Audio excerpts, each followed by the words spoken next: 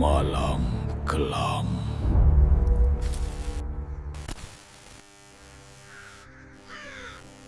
Aku sebenarnya nggak pernah berniat singgah ke rumah itu. Niat awalku cuma satu, pulang ke kampung nenek, menepati janji yang sudah terlalu lama aku tunda. Hampir 10 tahun aku nggak menginjakan kaki di sana. 10 tahun yang rasanya cukup untuk bikin seseorang lupa detail-detail kecil. Tapi ternyata tidak dengan kampung itu. Begitu aku memasuki jalan tanah merah yang sempit, ingatanku seperti ditarik paksa ke masa lalu. Sawah di kiri kanan masih terbentang luas, hijau tapi terlihat kusam.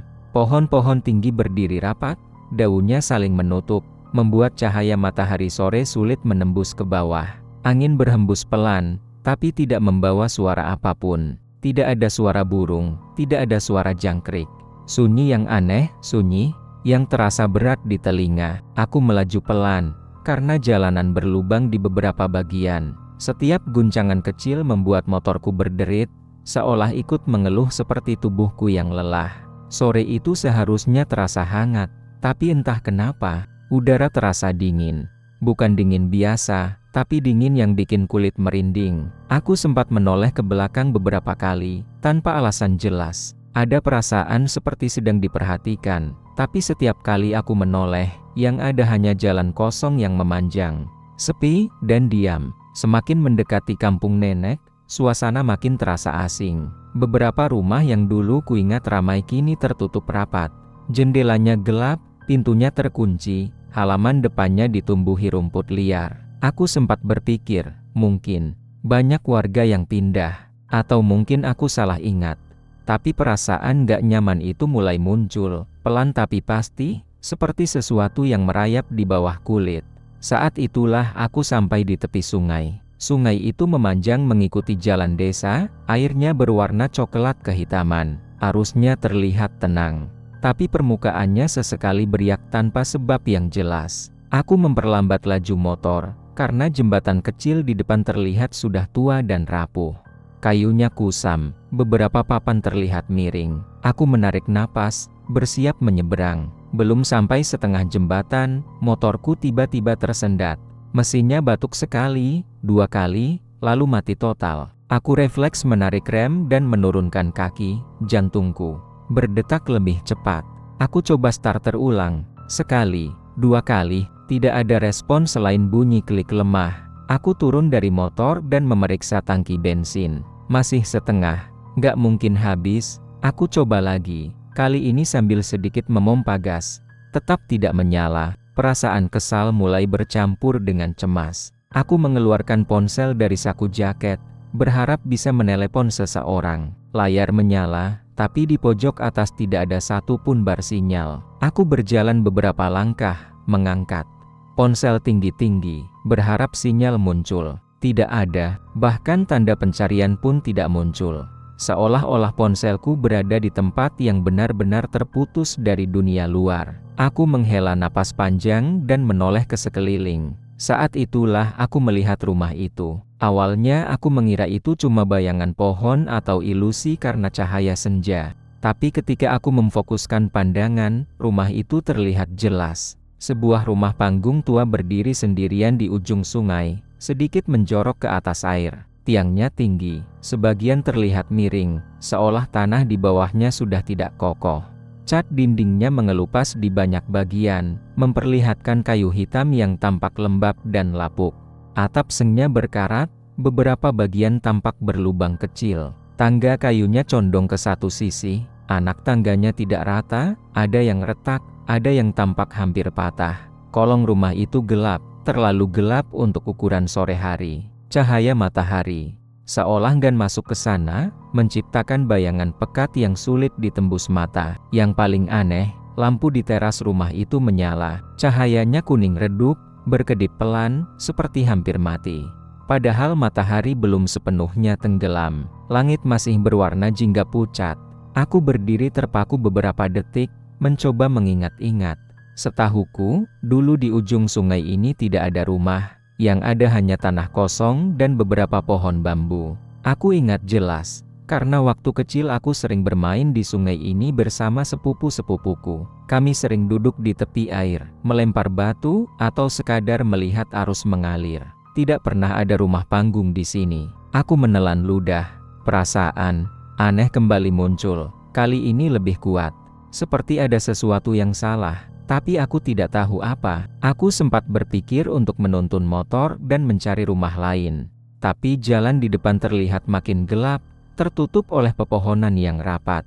Dan entah kenapa, aku tidak melihat satupun rumah lain di sekitar situ. Tidak ada suara orang, tidak ada lampu lain yang menyala. Badanku terasa semakin lelah. Kakiku pegal, punggungku sakit karena perjalanan panjang. Pikiran rasional mulai mencari alasan. Mungkin rumah itu milik warga yang jarang keluar. Mungkin mereka menyalakan lampu lebih awal. Mungkin mereka bisa membantuku menelpon bengkel atau sekadar memberi air minum. Aku mendekat, menuntun motor perlahan. Setiap langkah terasa berat, seolah kakiku enggan bergerak. Semakin dekat dengan rumah itu, udara terasa makin dingin. Aku bisa mencium bau kayu basah yang kuat, bercampur dengan aroma lumpur sungai.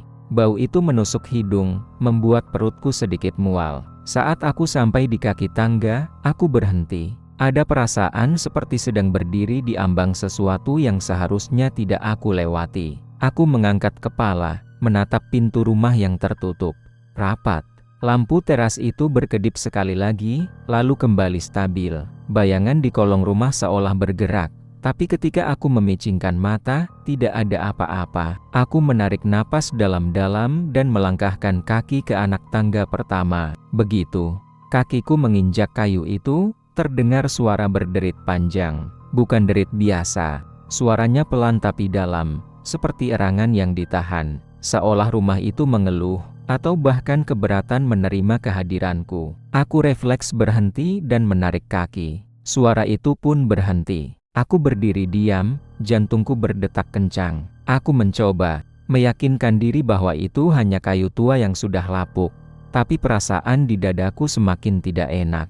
Ada tekanan aneh, seperti seseorang menekan dadaku dari dalam. Nafasku terasa lebih pendek. Aku menatap pintu rumah itu lagi. Entah kenapa, muncul pikiran aneh di kepalaku. Pikiran yang tidak aku undang. Bagaimana kalau rumah ini sudah lama kosong? Bagaimana kalau lampu itu menyala tanpa ada orang di dalamnya? Bagaimana kalau aku sebenarnya tidak seharusnya datang ke sini? Aku menggelengkan kepala pelan, mencoba mengusir pikiran-pikiran itu. Aku mengangkat kaki lagi dan melangkah ke anak tangga berikutnya. Kali ini suara derit terdengar lebih keras, lebih panjang. Kayu di bawah kakiku terasa dingin, tidak seperti kayu yang terjemur matahari seharian. Dingin itu merambat ke telapak kakiku, naik ke betis, membuat bulu kudukku berdiri. Setiap langkah berikutnya diiringi suara derit yang sama, seolah rumah itu benar-benar hidup dan sadar akan kehadiranku. Aku sampai di teras dan berhenti tepat di depan pintu. Dari jarak sedekat ini, aku bisa melihat detail pintu kayu itu. Banyak goresan panjang, seperti bekas kuku. Beberapa paku terlihat berkarat, sebagian hampir terlepas. Aku mengangkat tangan, ragu-ragu. Sebelum sempat mengetuk, dadaku tiba-tiba terasa semakin sesak. Perasaan tidak enak itu berubah menjadi firasat buruk yang kuat, seperti peringatan yang datang terlambat.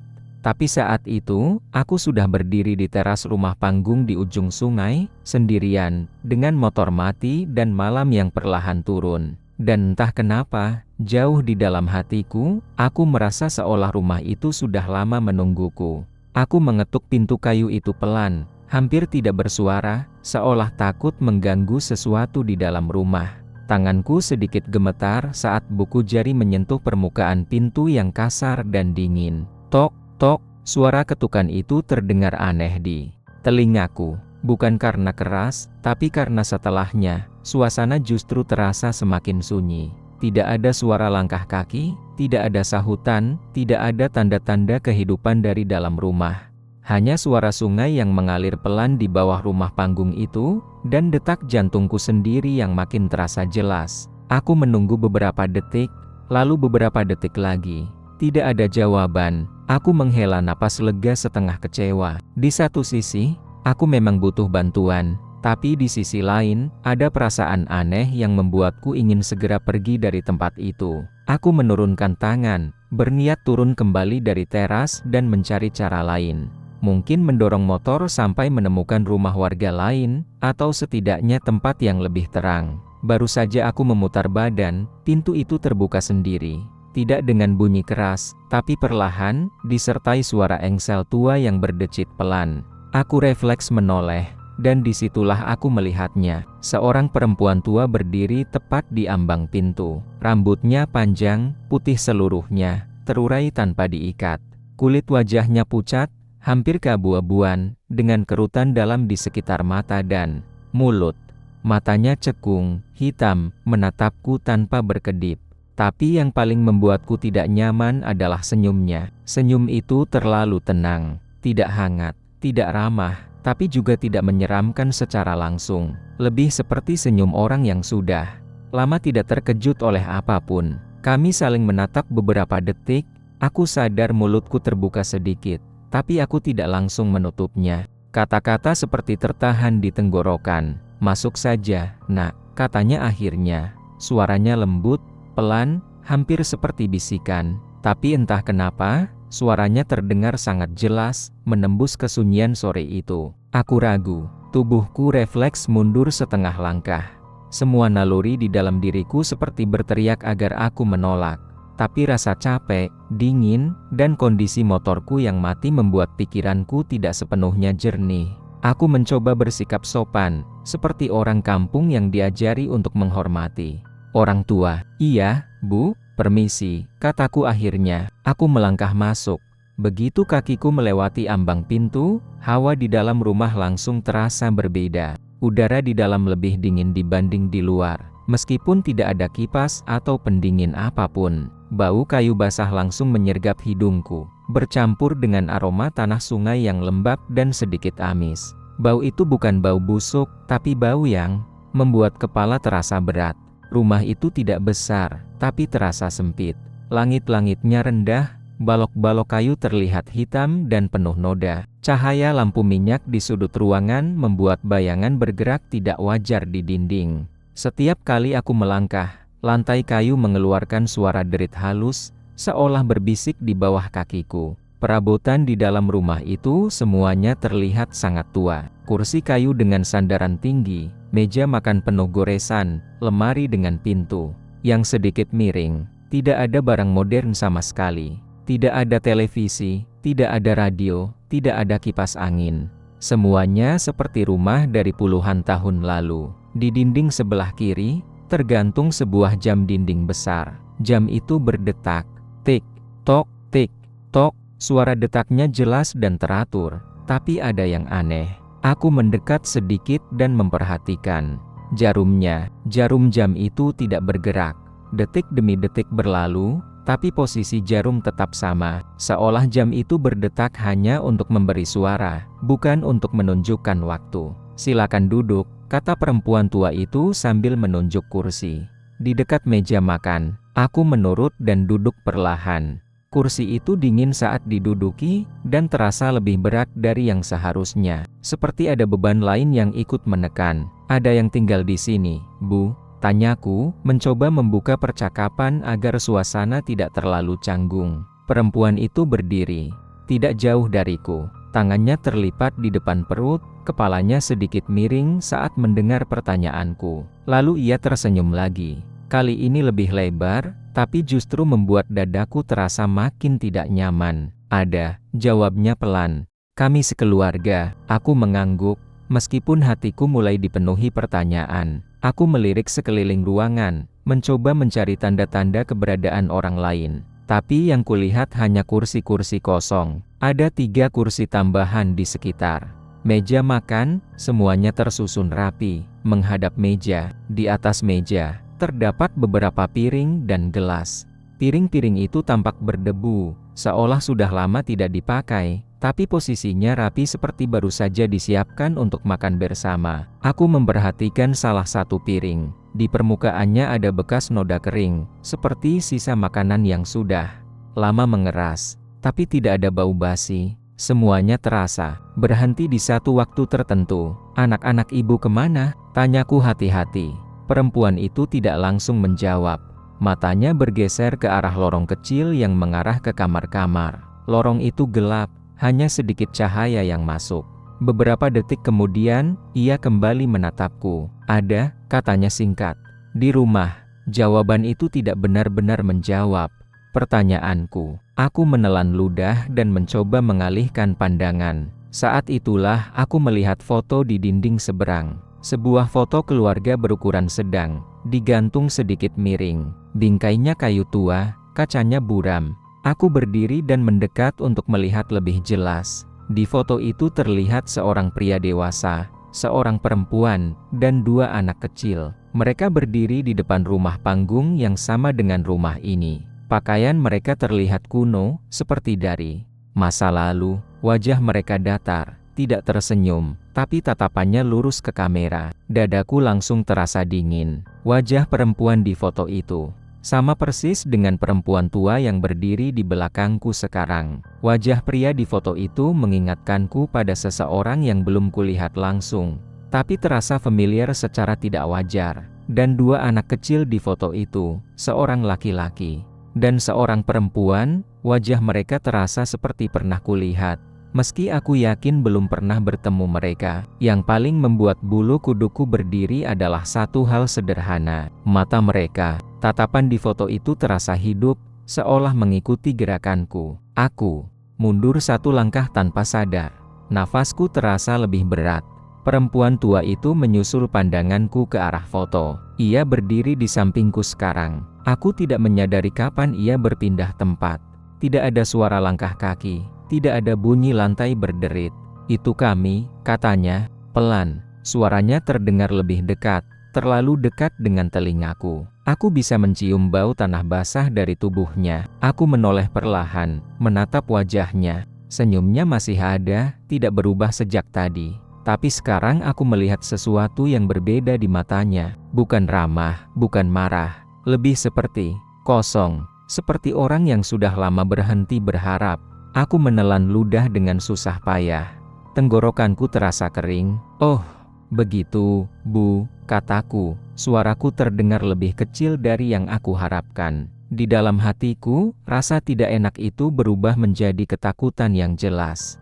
Semua terasa salah. Rumah ini, foto itu, jam yang berdetak tanpa waktu, piring-piring berdebu, dan senyum perempuan tua itu. Semuanya seperti potongan cerita yang tidak seharusnya berada di satu tempat.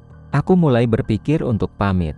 Tapi sebelum aku sempat membuka mulut, terdengar suara pelan dari arah lorong. Suara langkah kaki kecil. Aku menoleh refleks ke arah suara itu. Lorong masih gelap, tapi aku merasa ada sesuatu yang bergerak di sana. Perempuan tua itu ikut menoleh, lalu kembali menatapku. "Tenang saja," katanya lembut. "Kamu tamu. Kami senang ada yang datang." Entah kenapa, kata-kata itu tidak membuatku tenang sama sekali. Sebaliknya, perasaan di dadaku semakin berat. Seperti ada tangan tak terlihat yang perlahan menekan dari dalam. Dan untuk pertama kalinya sejak aku masuk ke rumah itu, muncul keyakinan yang membuatku ingin berlari keluar secepat mungkin. Aku merasa, aku tidak seharusnya berada di sini. Malam datang terlalu cepat. Langit yang tadi masih berwarna jingga pucat berubah menjadi gelap hanya dalam hitungan menit. Seolah matahari ditelan sesuatu di balik pepohonan di seberang sungai. Angin bertiup lebih kencang, membuat dinding kayu rumah panggung itu bergetar pelan. Lampu di dalam rumah terasa makin redup. Cahayanya bergetar seperti napas orang sakit. Aku berdiri di dekat pintu, berniat pamit. Perasaan tidak enak sejak tadi berubah menjadi dorongan kuat untuk segera pergi. Aku tidak peduli lagi soal motor atau capek. Aku hanya ingin menjauh dari rumah ini. "Bu, saya mau pamit," kataku, berusaha terdengar sopan meski suaraku sedikit bergetar. "Motornya mungkin bisa saya dorong pelan-pelan." Perempuan tua itu menoleh ke arahku. Wajahnya masih sama, pucat dengan senyum titis yang tidak pernah benar-benar hilang. Ia berjalan mendekat, langkahnya pelan, hampir tidak terdengar. "Jangan sekarang," katanya lembut. Sungai sedang pasang. Aku melirik ke arah jendela. Di luar memang gelap, dan suara air sungai terdengar lebih deras dari sebelumnya. Tapi aku tidak merasa sungainya sedemikian berbahaya. Kalau keluar malam-malam, lanjutnya, airnya bisa naik tiba-tiba. Banyak yang tidak sempat menyelamatkan diri. Nada bicaranya datar, seolah sedang menceritakan sesuatu yang biasa. Tapi entah kenapa, kata-katanya terasa seperti peringatan yang tidak bisa ditawar. Aku ragu. Semua logika di kepalaku berkata bahwa aku seharusnya pergi sekarang juga. Tapi tubuhku seperti kehilangan tenaga untuk membantah. Capek, dingin, dan rasa bingung membuat pikiranku tumpul. Ditambah lagi, ada perasaan aneh yang membuatku sulit menolak perkataannya. "Iya, Bu, kalau begitu saya tunggu sebentar," jawabku akhirnya. Perempuan tua itu tersenyum, lalu berbalik menuju dapur kecil di belakang. Aku berdiri sendirian di ruang tengah, mendengarkan suara kayu berderit setiap kali angin menerpa rumah. Aku menatap jam dinding lagi. Detaknya masih terdengar, tapi jarumnya tetap di posisi yang sama. Tidak bergerak sama sekali. Aku tidak tahu berapa lama aku berdiri di sana sebelum perempuan itu kembali, membawa sebuah piring dan segelas air. Ia meletakkannya di meja makan, tepat di depanku. "Makan dulu," katanya, "biar kuat." Aku ingin menolak, tapi perutku memang terasa kosong. Seharian aku belum makan dengan benar. Aku duduk di kursi yang sama seperti tadi. Piring di depanku berisi nasi dan lauk sederhana. Aromanya biasa saja, tidak terlalu menggugah selera, tapi juga tidak aneh. Yang aneh justru suasananya. Aku duduk sendirian di meja makan panjang itu. Kursi-kursi lain tetap kosong. Tapi saat aku mulai menyuap nasi, aku mendengar suara lain di sekitarku. Suara sendok menyentuh piring, pelan tapi jelas. Aku berhenti mengunyah. Tanganku yang memegang sendok menggantung di udara. Aku menoleh ke kursi di sebelah kiriku. Kosong. Lalu terdengar suara kursi ditarik. Krik-kik. Suara itu datang dari sisi seberang meja. Aku menoleh lagi. Tetap kosong. Aku menelan ludah dengan susah payah. Mungkin aku terlalu capek. Mungkin ini cuma bunyi kayu rumah yang bergerak karena angin. Aku mencoba meyakinkan diri sendiri dan kembali makan, meski nafsu makanku sudah jauh berkurang. Belum sempat aku menyuap lagi, terdengar bisikan pelan. Tidak jelas kata-katanya, seperti beberapa orang berbicara lirih bersamaan. Suaranya datang dari berbagai arah, berbaur dengan suara detak jam dan gemericik sungai di luar. Aku meletakkan sendok perlahan. Napas terasa berat. Jantungku berdetak lebih cepat. Aku menajamkan pendengaran, berharap suara itu menghilang. Tapi justru sebaliknya, bisikan itu terdengar lebih dekat. Seolah ada yang duduk di kursi-kursi kosong di sekitarku, mencondongkan tubuh ke meja, ikut makan bersamaku. Aku bisa mendengar suara kunyahan pelan. Suara gelas diletakkan di meja, suara napas. Tapi aku tidak melihat siapapun. Aku menunduk, menatap piringku sendiri. Tanganku gemetar. Aku merasa seperti sedang duduk di tengah sesuatu yang tidak bisa kulihat, tapi jelas-jelas ada. Tiba-tiba, dari arah lorong kamar, terdengar suara langkah kaki kecil. Tap, tap, tap.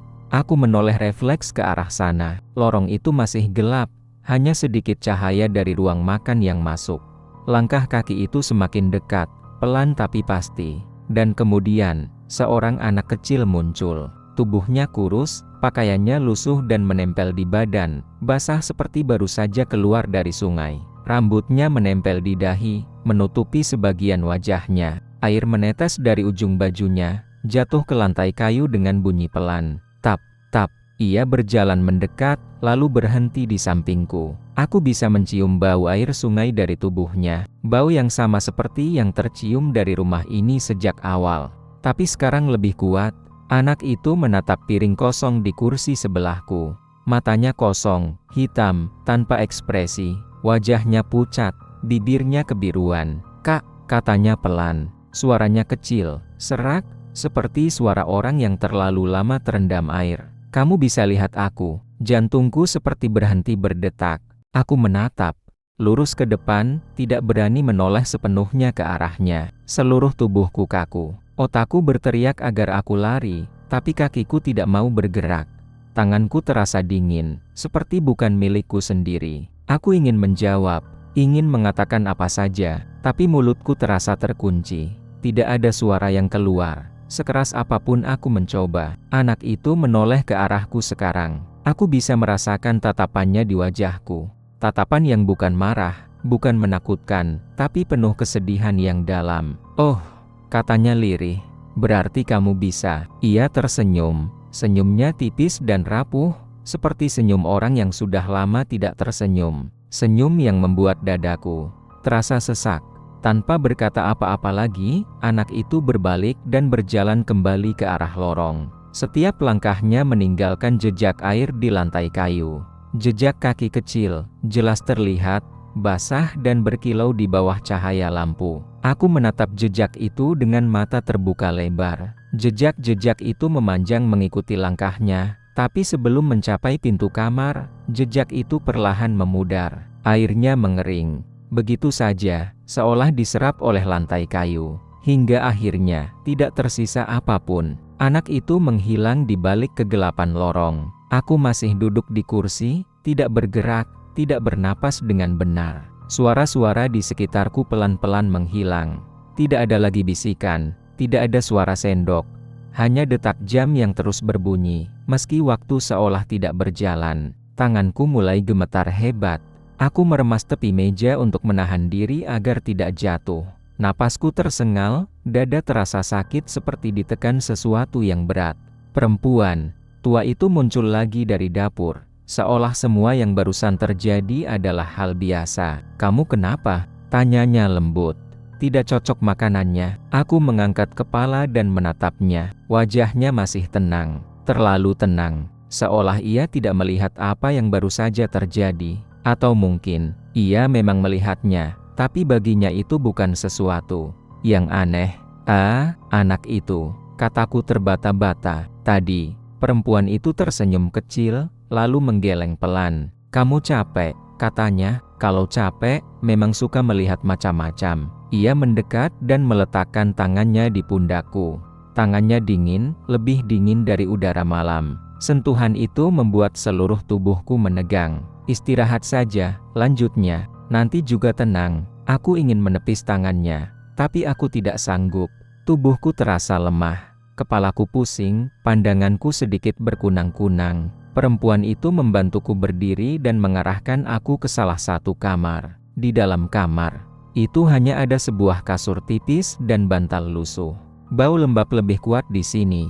Aku duduk di tepi kasur, lalu perlahan rebah. Mataku menatap langit-langit kayu yang penuh noda hitam. Suara sungai terdengar jelas dari bawah, bercampur dengan suara angin dan derit rumah. Perempuan itu berdiri di ambang pintu. "Tidur saja," katanya. "Malam ini panjang." Lampu kamar dimatikan. Pintu ditutup perlahan. Aku berbaring dalam gelap, tubuhku gemetar, pikiranku kacau. Setiap kali aku memejamkan mata, bayangan anak kecil itu muncul lagi. Matanya yang kosong, senyumnya yang sedih, suaranya yang lirih.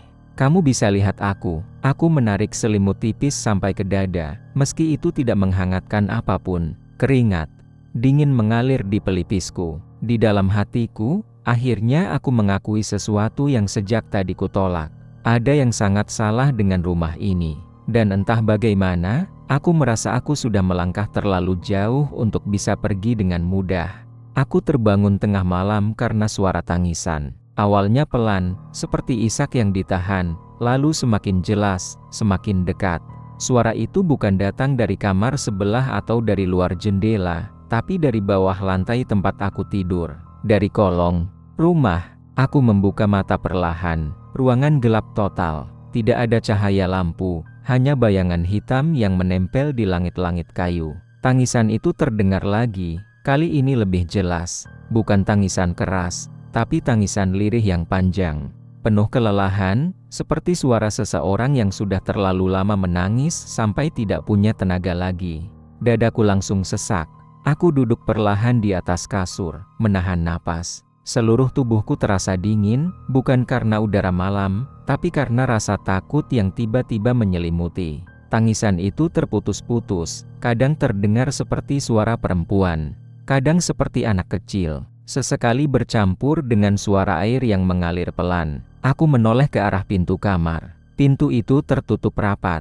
Dari bawah pintu, terlihat celah gelap, tapi aku merasa ada bayangan yang bergerak di sana. Meski saat ku perhatikan lebih lama, tidak ada apa-apa. Tangisan itu datang lagi. Kali ini aku yakin, suaranya berasal dari kolong rumah. Aku menelan ludah. Kepalaku menolak, tapi kakiku bergerak sendiri. Aku berdiri, mengambil ponsel dari saku jaket yang masih kupakai. Layarnya menyala redup.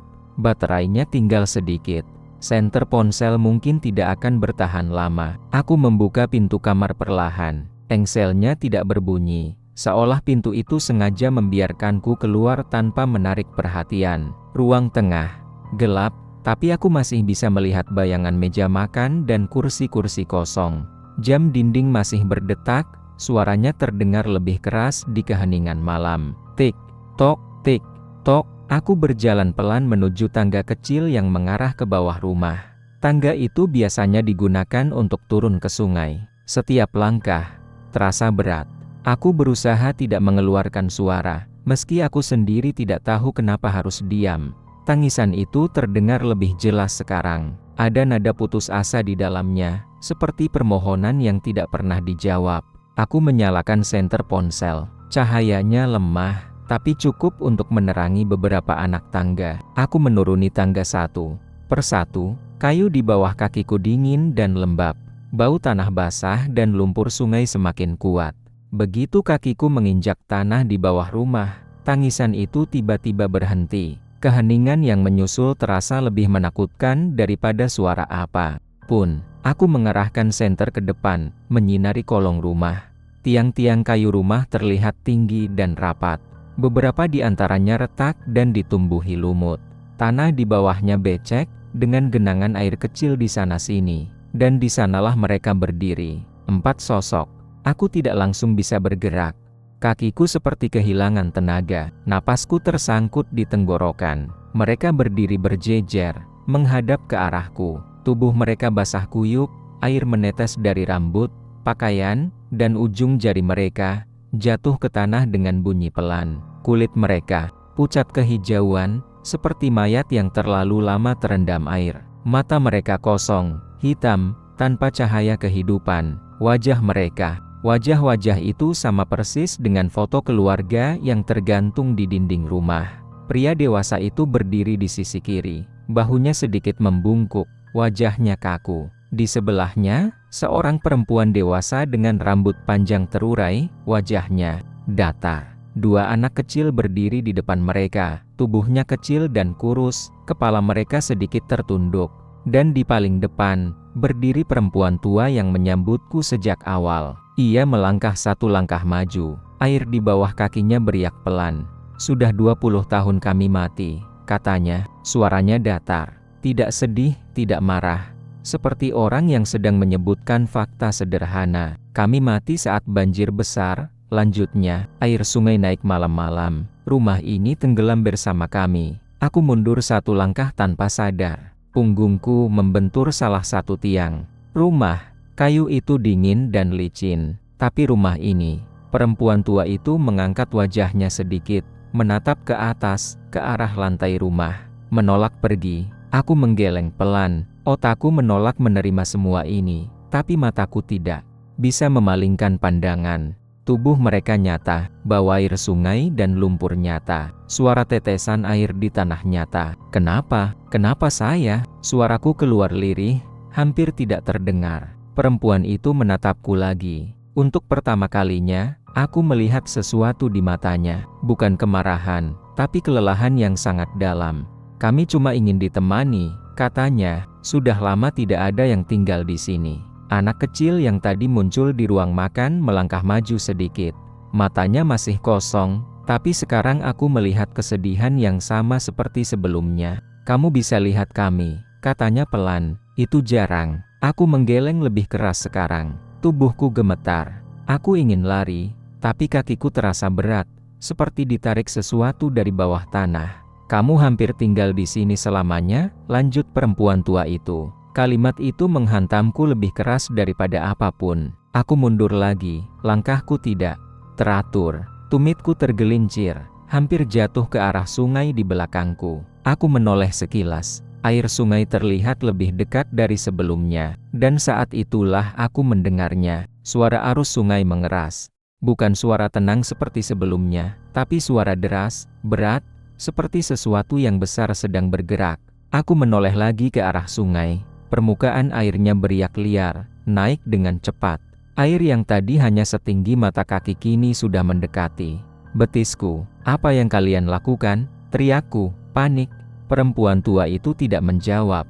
Ia hanya berdiri diam, menatapku. Di belakangnya, sosok-sosok lain juga diam. Mereka tidak bergerak, tapi air terus naik. Aku merasakan air dingin menyentuh kakiku, dingin yang menusuk tulang. Aku teringat kata-katanya tentang banjir besar, tentang rumah yang tenggelam. Panik mulai menguasai. Aku berbalik dan berlari sekuat tenaga menuju tangga. Kakiku terpeleset di tanah becek, tapi aku tidak berhenti. Air terus naik, mengejar dari belakang. Aku bisa mendengar suara air menghantam tiang rumah. Suara kayu berderit keras. Aku menaiki tangga dengan susah payah. Senter ponselku berkedip, lalu mati. Gelap total. Aku meraba-raba anak tangga dengan tangan gemetar. Di bawah, aku mendengar suara mereka. Bukan teriakan, bukan ancaman, tapi suara tangisan lagi. Kali ini lebih banyak, lebih keras, bercampur dengan suara air. "Ayo tinggal," suara itu terdengar bersamaan. Rumah ini masih ada. Aku tidak menoleh. Aku tidak berani. Begitu sampai di teras, aku menerobos pintu rumah dan berlari keluar, ke arah depan rumah. Aku tidak tahu kemana harus lari. Yang penting menjauh dari sungai. Air sudah mulai naik ke lantai rumah. Kayu terasa licin di bawah kakiku. Rumah itu bergetar hebat, seperti menahan beban yang terlalu berat. Aku berteriak sekeras-kerasnya, tanpa kata-kata yang jelas. Napasku terputus-putus. Dadaku terasa seperti akan meledak. Aku melompat turun dari teras, tidak peduli kakiku menghantam apa. Aku jatuh, berguling di tanah, lalu bangkit lagi dan terus berlari menyusuri jalan tanah. Di belakangku, aku mendengar suara air mengamuk, suara kayu patah, dan sesuatu seperti tawa lirih bercampur tangisan. Aku tidak berhenti sampai kakiku benar-benar tidak kuat lagi. Dan bahkan saat aku akhirnya terjatuh di jalan desa yang gelap, satu pikiran terus berputar di kepalaku, lebih menakutkan daripada apapun yang baru saja kualami. Rumah itu tidak mengejarku, seolah ia yakin aku masih bisa kembali. Aku terbangun di pinggir jalan desa dengan kepala terasa berat dan seluruh tubuh pegal seperti habis jatuh dari tempat tinggi. Mataku perih saat terbuka, karena cahaya matahari pagi langsung menyilaukan. Beberapa detik aku tidak mengerti di mana aku berada. Yang terdengar pertama kali adalah suara orang-orang berbicara pelan, bercampur dengan suara ayam dan angin pagi yang menyapu sawah. "Nak, sadar, nak." Suara itu terdengar familiar. Aku mengedipkan mata beberapa kali sampai pandanganku mulai jelas. Di atas kepalaku terlihat wajah nenek. Rambutnya yang sudah memutih diikat sederhana, wajahnya penuh kerutan, tapi matanya tampak sangat cemas. Di sekeliling kami berdiri beberapa warga kampung, kebanyakan orang-orang tua yang wajahnya serius dan tegang. Aku mencoba duduk, tapi kepalaku langsung berdenyut. Nenek buru-buru menahan pundakku. "Pelan-pelan," katanya, "kamu pingsan di sini sejak subuh." Aku menelan ludah. Tenggorokanku kering sekali. Pandanganku beralih ke samping, dan di sana aku melihat motorku terparkir rapi di pinggir jalan, menghadap ke arah kampung, seolah memang sengaja diletakkan begitu. Tidak ada tanda-tanda mogok, tidak ada bekas jatuh. Kuncinya masih terpasang. Aku terdiam. Ingatan tentang malam itu perlahan kembali. Rumah, panggung, sungai, sosok-sosok basah, air yang naik, tangisan. Aku refleks menoleh ke arah sungai, jantungku berdebar kencang. "Rumah itu," kataku pelan, suara serak. Ada rumah di ujung sungai. Nenek dan para warga saling pandang. Wajah mereka berubah, bukan bingung, tapi pucat. Beberapa di antara mereka langsung menunduk. Ada yang menarik napas panjang, ada juga yang memejamkan mata seperti menahan sesuatu. "Kamu lihat rumah itu?" tanya seorang lelaki tua yang berdiri paling depan. Suaranya berat, penuh kehati-hatian. Aku mengangguk. "Rumah panggung." ada keluarga di sana, mereka mati. Begitu kalimat itu keluar dari mulutku, suasana langsung berubah. Seorang ibu menutup mulutnya dengan tangan. Nenek menggenggam tanganku lebih erat. Lelaki tua itu menghela napas panjang, lalu duduk. Jongkok di depanku, itu rumah yang tenggelam 20 tahun lalu. Katanya akhirnya, satu keluarga mati semua waktu banjir besar. Tengah malam, air naik cepat. Tidak ada yang sempat menolong. Aku merasa perutku melilit. Rumahnya ikut hanyut. Lanjutnya, tiangnya patah, terbawa arus. Sejak itu, tempat itu kosong. Aku menggeleng pelan, tapi saya masuk ke sana. Lampunya menyala. Saya bicara dengan mereka. Tidak ada yang langsung menjawab. Beberapa warga saling bertukar pandang lagi. Wajah mereka menunjukkan ketakutan. Yang tidak mereka tutupi, "Kamu tidak seharusnya ke situ," kata nenek akhirnya, suaranya bergetar. Sejak kejadian itu, orang-orang dilarang mendekati ujung sungai. Apalagi kalau sudah sore. Aku menelan ludah.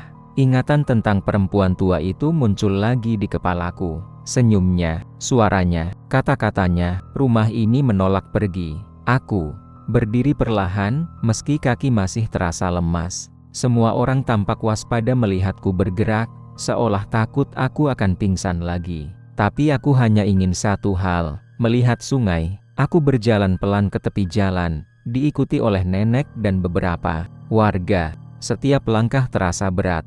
Jantungku berdetak keras, seakan tahu apa yang akan kulihat. Dan ketika aku sampai di sana, kakiku langsung berhenti. Di ujung sungai, tidak ada rumah, tidak ada tiang, tidak ada tangga, tidak ada teras dengan lampu redup. Yang ada hanya aliran air sungai yang tenang, memantulkan cahaya matahari pagi. Permukaannya terlihat damai, seolah tidak pernah berubah menjadi arus ganas semalam. Beberapa meter dari tepi, sesuatu mengapung pelan mengikuti arus. Sebuah papan kayu tua, warnanya gelap, permukaannya kasar, dan di salah satu sisinya terlihat bekas pahatan yang sudah hampir hilang dimakan air dan waktu. Aku mendekat sedikit, memicingkan mata. Di atas papan itu, terukir samar bekas nomor rumah, angka yang sama dengan yang tergantung di pintu rumah panggung itu. Dadaku terasa sesak. Aku mundur selangkah, hampir kehilangan keseimbangan. Nenek cepat-cepat memelukku dari samping. "Itu sisa rumahnya," bisik nenek. "Kadang muncul, kadang tidak. Biasanya setelah hujan besar." Aku menatap papan kayu itu lama. Sungai terlihat begitu tenang, begitu biasa. Sulit dipercaya bahwa di tempat itu, semalam aku hampir kehilangan nyawa. Atau mungkin, aku memang seharusnya tidak selamat. Warga membawaku pulang ke rumah nenek. Mereka menyuruhku beristirahat dan tidak keluar rumah dulu. Nenek menyeduhkan air hangat dan memaksaku minum. Tanganku masih gemetar saat memegang gelas. "Semalam kamu ditemukan tergeletak di jalan," kata nenek pelan. "Basah, dinginnya bukan main. Tapi anehnya, tidak ada luka." Aku menunduk. Aku tahu kenapa. Aku tahu apa yang hampir terjadi. Hari itu berlalu dengan suasana yang berat. Tidak ada yang membicarakan rumah itu lagi secara terbuka, tapi aku bisa merasakannya. Setiap kali aku menoleh ke arah sungai dari jendela, ada perasaan seperti ditarik, seperti ada sesuatu di sana yang belum selesai. Malam pun datang. Aku tidur di kamar nenek, di atas kasur tipis yang berderit setiap kali aku bergerak. Lampu kamar menyala terang, tapi rasa takut tetap tidak mau pergi. Aku mencoba memejamkan mata, mencoba meyakinkan diri bahwa semuanya sudah selesai. Tapi begitu aku terlelap, suara itu datang. Krikiit. Suara kayu berderit. Pelan, panjang, seperti suara tangga tua yang diinjak. Aku membuka mata. Kamar nenek gelap, lampu padam. Dadaku langsung berdebar kencang. Krikiit. Suara itu terdengar lagi. Bukan dari rumah nenek, tapi dari kejauhan, dari arah sungai. Aku menutup mata, mencoba mengabaikannya, tapi suara itu tidak berhenti. Malah disusul bisikan pelan, hampir tidak terdengar. "Pulanglah." Aku menggigit bibir, menahan napas. Tubuhku kaku. "Pulanglah."